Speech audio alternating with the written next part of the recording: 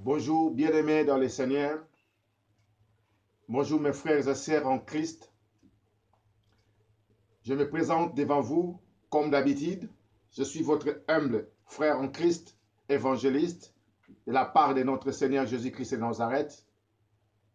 À lui que j'apporte encore ce message et pour édifier quelqu'un, pour ceux qui sont fatigués, pour ceux qui n'ont pas encore compris pourquoi nous sommes les enfants de Dieu.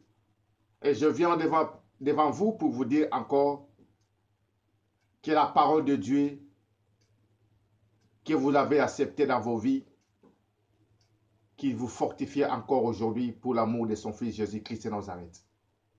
Je ne suis pas plus que vous et je ne serai jamais plus que vous. Devant Dieu, nous sommes égaux tout le monde.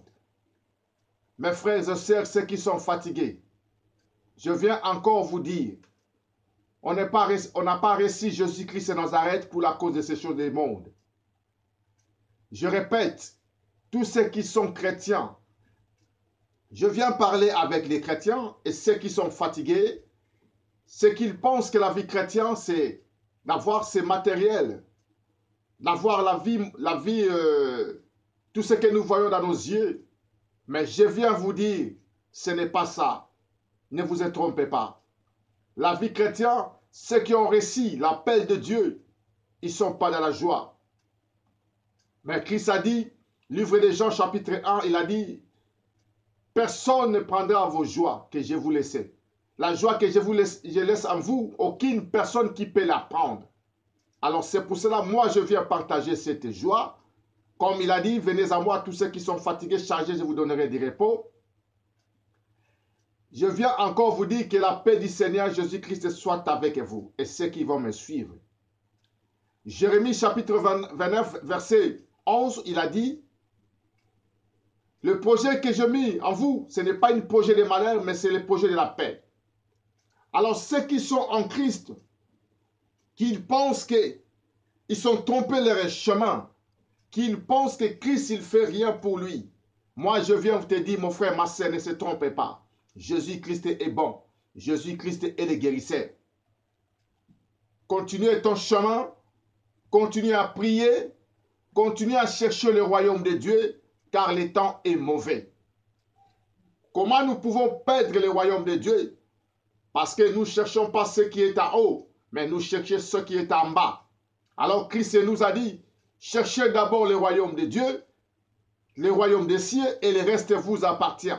Chrétiens, frères en Christ, serviteurs, servantes de Dieu, de la part de Jésus-Christ de Nazareth, les vrais adorateurs en esprit, en adorant le Dieu le Père en esprit et en vérité, je viens vous édifier encore. Levez-vous, persévérez, continuez à vivre avec Christ. Luc chapitre 21, verset 15, la Bible dit, dans la persévérance que vous sauverez vos âmes. Si je me rappelle, verset 19 ou 15. Dans la persévérance que vous sauverez vos âmes. Chrétiens, ayez fort avec Christ. Christ, il est bon. Il nous a aimés le premier. C'est lui qui nous a choisis. Il nous disait toujours quand il prêchait la bonne nouvelle, que la paix soit avec vous. Et je viens encore vous dire que la paix soit avec vous. Ceux qui sont dans la persécution, ceux qui sont dans la tribulation, ceux qui sont dans la fausse accusation, ceux qui ont abandonné avec leur famille, leurs enfants, leurs amis. Je vous dis, Christ est bon. Restez-vous fermes avec sa parole et persévérez-vous et vous verrez la main de Dieu. Surtout quand je prêche, ce n'est pas pour vous dire que vous verrez la bénédiction de Dieu, mais vous verrez le royaume de l'Éternel, le Dieu des armées, et ce qui a prévenu pour nous. Je vais encore lire rapidement, comme on dit toujours que je parle vraiment des fois le temps pour parler, faire sortir ce que Dieu nous a donné. Mais j'espère qu'un jour, le jour que Dieu va nous bénir, on aura vraiment le temps pour édifier les uns et les autres. Voilà ce que nous pouvons lire maintenant. Nous lisons Matthieu chapitre 5, versets 10 à 12. La Bible nous dit, et ceux qui sont persécutés pour la justice, car le royaume des cieux est en eux. Heureux serez-vous lorsque vous outragera, que vous persécutera, et que diront faussement de vous toutes sortes de mal à cause de moi. Réjouissez-vous et soyez dans l'allégresse, parce que votre récompense sera grande dans les cieux. Et car c'est ainsi que on persécuté les prophètes qui ont été avant vous. Mon frère, ma sœur, je vous le dis, ce que la Bible nous dit. Nous devons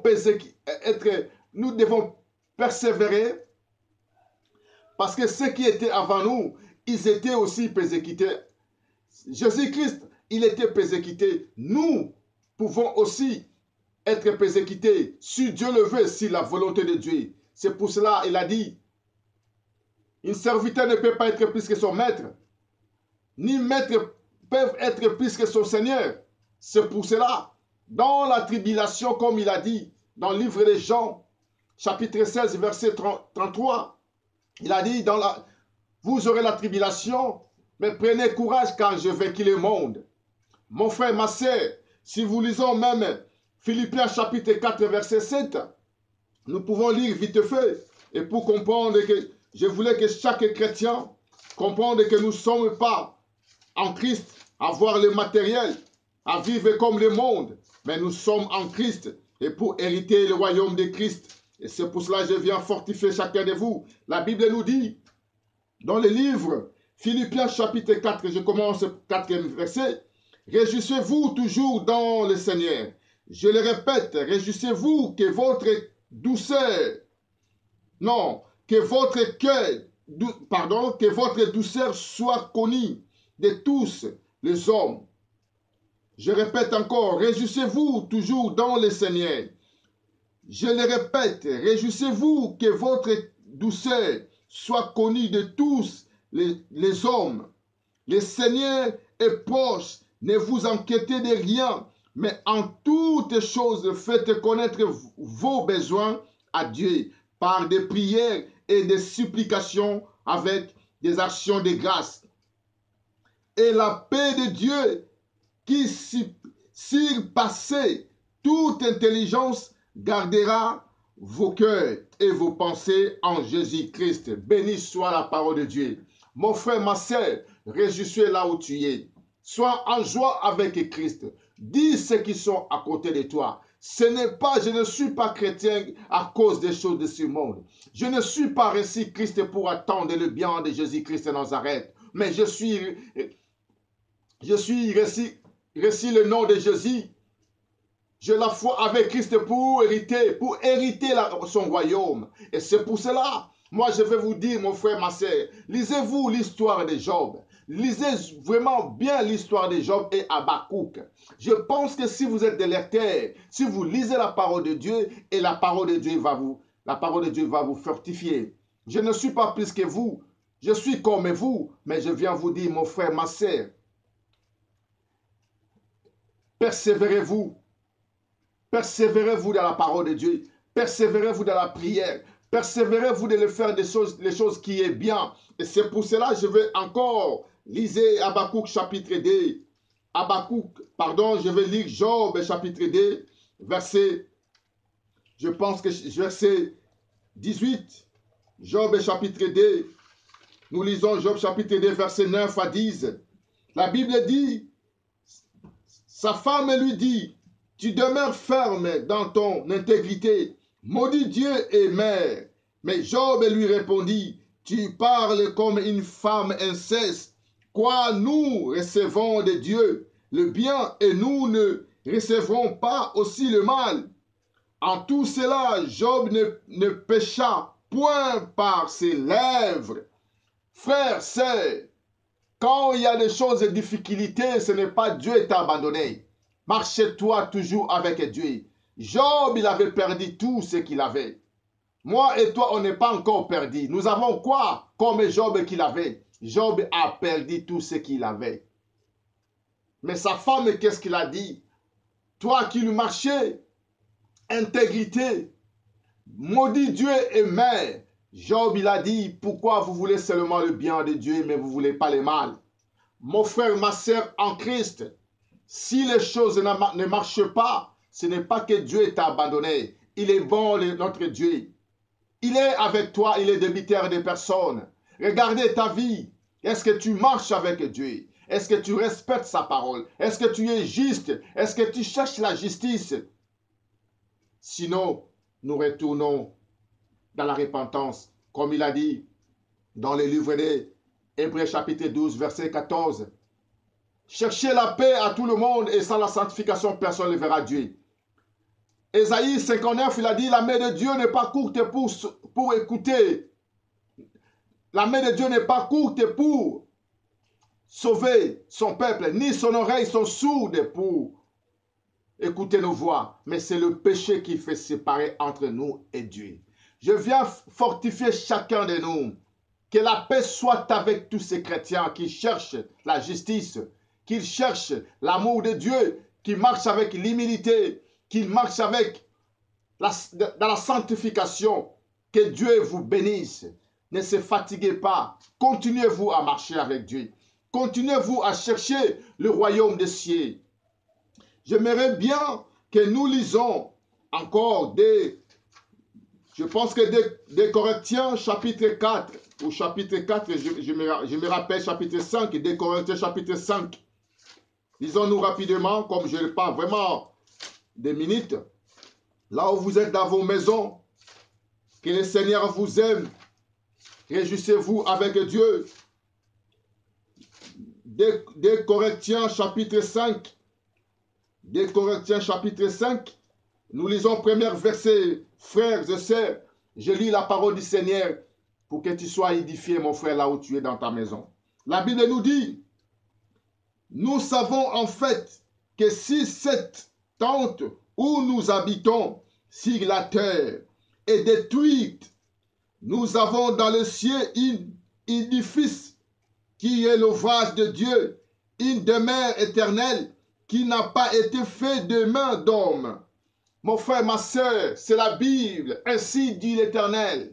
Ce n'est pas parce que toutes ces choses sont détruites, ce n'est pas parce qu'on t'a abandonné dans ta famille, ce n'est pas parce que les gens ne t'aiment pas, ce n'est pas parce que tes enfants t'ont abandonné, ce n'est pas parce qu'il n'y a pas de boulot, ce n'est pas parce qu'il n'y a pas de papier ou en Europe, en Afrique, ce n'est pas parce que toutes ces choses ne marchent pas. Le Seigneur a bien écrit dans sa parole. Il a dit, je répète encore, des Corinthiens chapitre 5, premier verset, la Bible dit, nous savons en fait que si cette tente ça veut dire maison, tout ce que nous avons, où nous habitons sur la terre est détruite, nous avons dans le ciel un édifice qui est l'ouvrage de Dieu, une demeure éternelle qui n'a pas été fait de main d'homme. Frères et sœurs, je suis en joie quand je lis la parole de Dieu.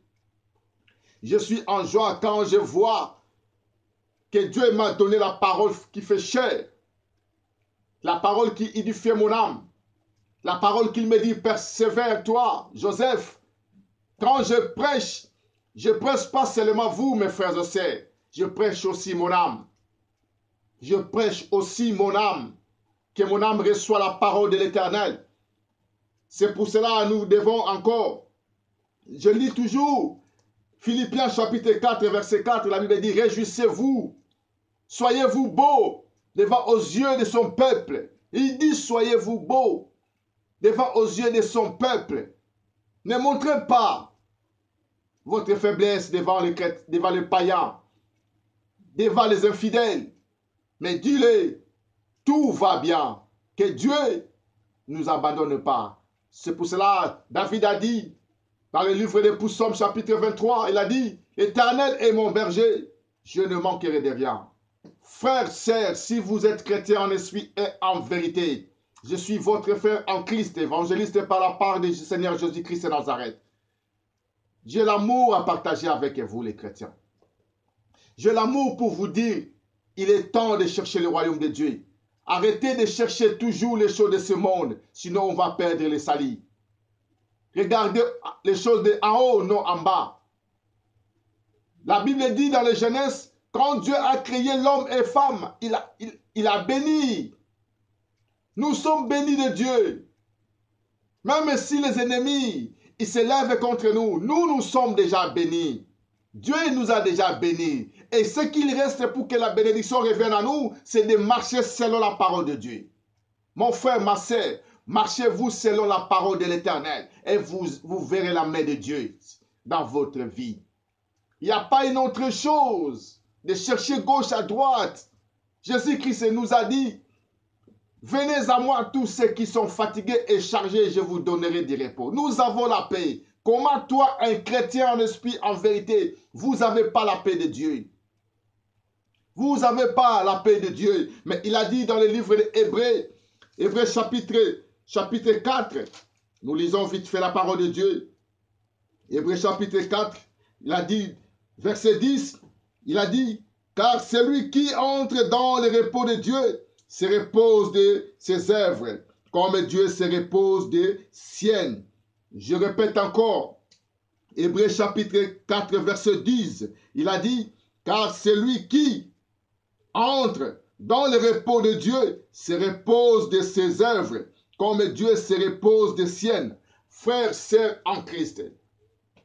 Quand on parle de repos de Dieu, ce n'est pas d'avoir les matériels. Je continue toujours à parler pour vous dire, le repos de Dieu, ce n'est pas des matériels. Vous devez sentir le repos de Dieu sur vos vies. Vous devez comprendre que je suis transformé. Je suis devenu chrétien. J'ai la paix du Christ sur ma vie. La paix de Christ, ce n'est pas des maisons. La paix de Christ, ce n'est pas des voitures. Ce n'est pas des mariages. Ce n'est pas ça. La paix de Christ, comme l'a dit, celui qui boira ma eau, celui qui boira cette eau vive, il n'aura plus de soif. Voilà la paix du Seigneur Jésus-Christ. Vous êtes des chrétiens, vous parlez toujours, Dieu ne m'a pas donné, les choses ne marchent pas. Tu commences à abandonner la foi et pour chercher les choses de ce monde, vous aurez l'enfer. Si vous voulez prier Jésus-Christ de Nazareth, la Bible nous dit,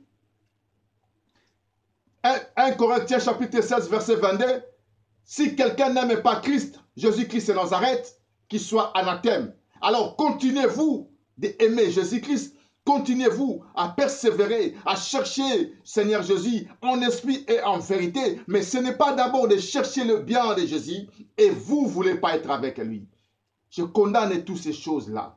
Moi, je vous dis, tous ceux qui sont chrétiens, en esprit, en vérité, serviteurs, servantes, frères en Christ, les vrais adorateurs en adorant le Dieu le Père en esprit et en vérité. Il est temps de s'approcher avec Dieu. Ce n'est pas le temps de chercher les choses de ce monde. Cherchez le royaume de Dieu et le reste nous appartient. Frères, sœurs, je vous aime pour la